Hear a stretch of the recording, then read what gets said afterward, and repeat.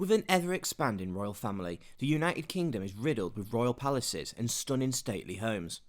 From a world-renowned castle palace dating back to William the Conqueror's invasion of England in 1066, to a substantial and environmentally friendly house fit for a duke, we're counting down 10 of the most stunning and iconic royal residences in the UK.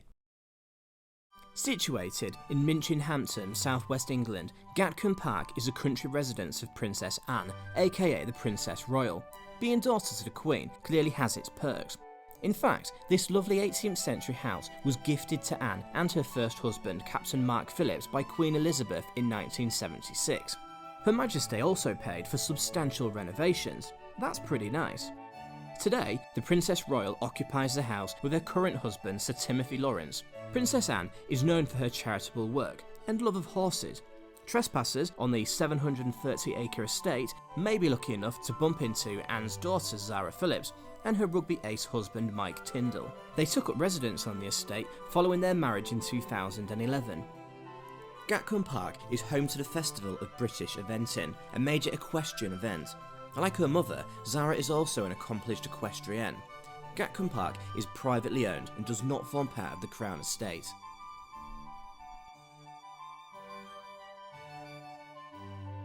St James's Palace is one of the oldest palaces in London.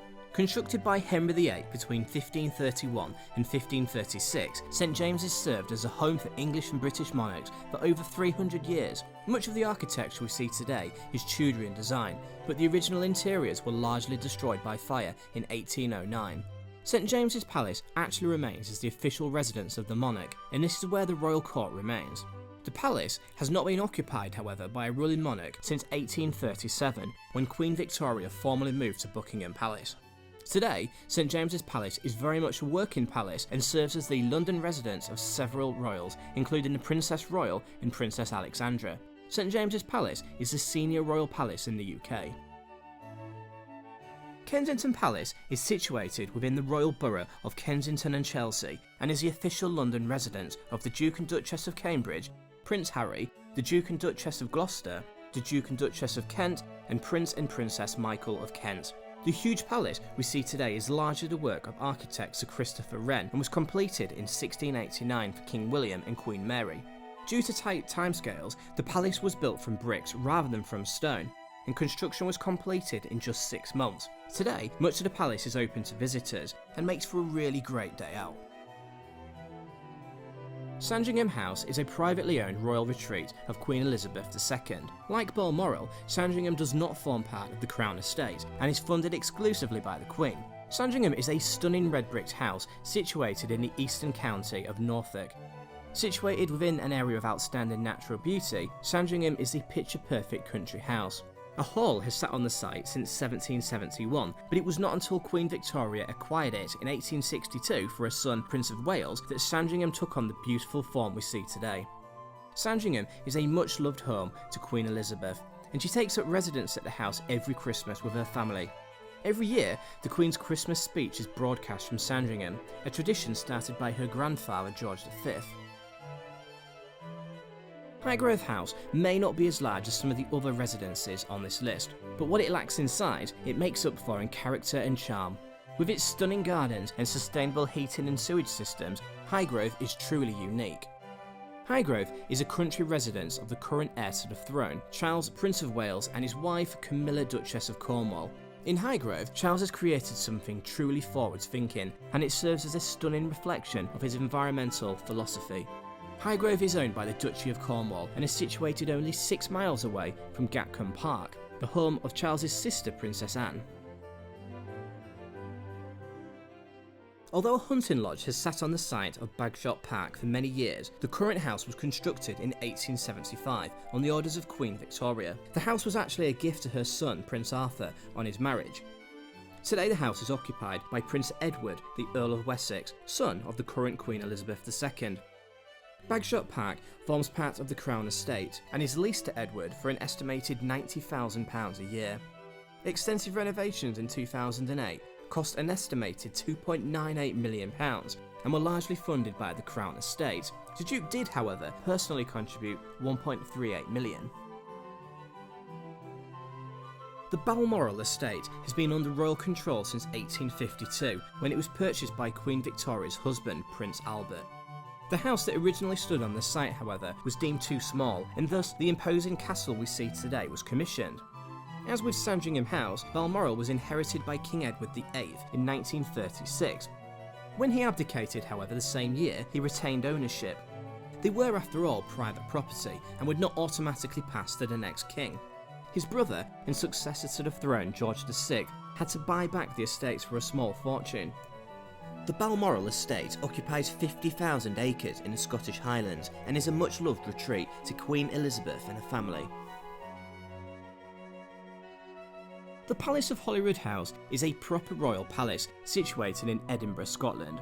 The site has a long history, with an abbey originally being built on order of King David I in 1128.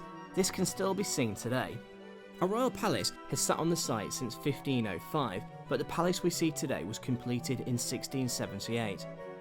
Holyrood is where the doomed monarch Mary Queen of Scots spent much of her time, and where she married two of her husbands. It was here that she witnessed the murder of her private secretary David Rizzio, when in 1566 her husband Henry Stuart Lord Darnley burst into her private chambers before stabbing Rizzio no fewer than 56 times. That must have been pretty traumatic for the young queen. Today, Holyrood is the official royal residence in Scotland of Queen Elizabeth II. Buckingham Palace is without doubt the most iconic royal palace in the UK. It's also one of the most recognisable buildings in the world. The palace has evolved from a private house built in 1703 by the Duke of Buckingham to the stunning palace we see today. Buckingham House, as it was known, was first transformed into a palace in 1826 by King George IV, and much of it was rebuilt on a much grander scale. Unfortunately, he died before moving in, and it was Victoria who became the first royal resident in 1837. The front wing we see standing today was not actually added until 1847, with a marble arch originally standing in its place. Today, Buckingham Palace is the official London residence of the royal family and the administrative headquarters of the Queen. For more information, check out my History of Buckingham Palace video. Windsor Castle is the oldest and largest inhabited castle in the world, and is one of the most stunning royal residences still standing in the world today. Amazingly, a royal castle has sat on the same site for nearly 1,000 years. The first fortification consisted of a wooden Motte and Bailey castle, constructed by William the Conqueror following the 1066 invasion. This formed part of a ring of castles designed to subdue the population of London. The wooden fortifications were largely replaced by stone by Henry II in 1165, and upgrades were made to the royal accommodation by the infamous King John in the early 13th century. The castle then went through further substantial upgrades under Edward III in the 14th century, with the king also founding the Order of the Garter. Quite substantial upgrades were later made in the 19th century under George IV and Queen Victoria, and following a devastating fire in 1992, further repairs and modernisations were made.